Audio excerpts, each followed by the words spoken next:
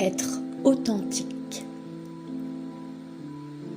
Être authentique, ça ne veut pas dire ne pas avoir de masque. Ça voudrait plutôt dire avoir des masques, certains conscients et d'autres inconscients. Accepter que l'autre va mettre le doigt dessus. Pas pour nous embêter, pas pour nous psychanalyser, juste parce que c'est ça, les relations. Être authentique ici, ce sera accepter que ça fait remonter des tas de trucs du passé. Et qu'au lieu de renvoyer à l'autre le poids de ce que l'on porte, pour garder tout ça bien caché,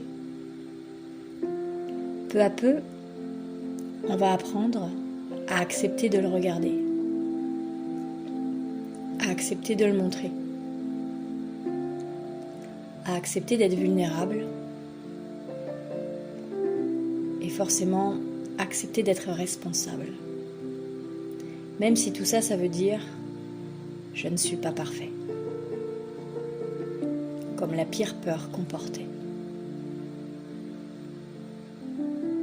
Moi, pour ma part, j'en ai rien à cirer que vous soyez pas parfait, parce que tout le monde le sait. Être authentique, ce n'est pas être parfait.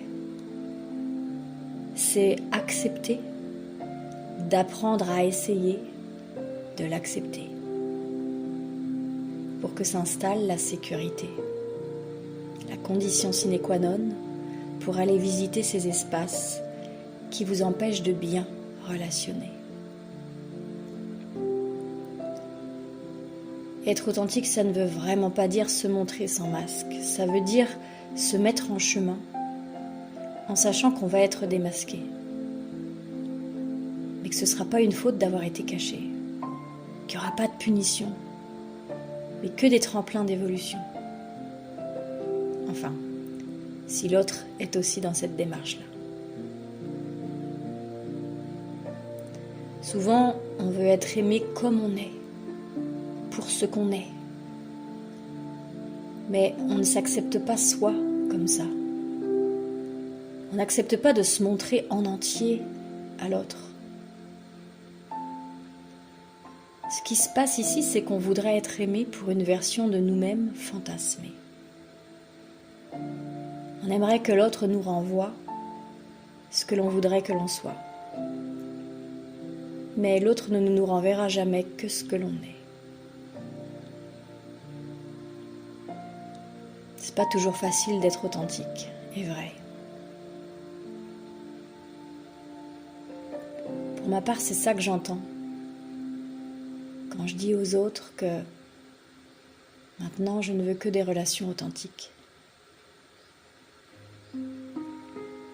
Ce n'est pas que je veuille seulement près de moi des gens parfaits, qui ont déjà tout vu, tout transcendé, de tout ce qu'ils portaient, des gens sans problème, sans difficulté. Non, c'est pas ça qui m'intéresse. Ce que je veux dire par là, c'est juste que chacun accepte que peut-être jusque-là, il s'était voilé bien des choses, mais comme tout le monde, puisque c'est notre façon de survivre, on fait tous la même chose.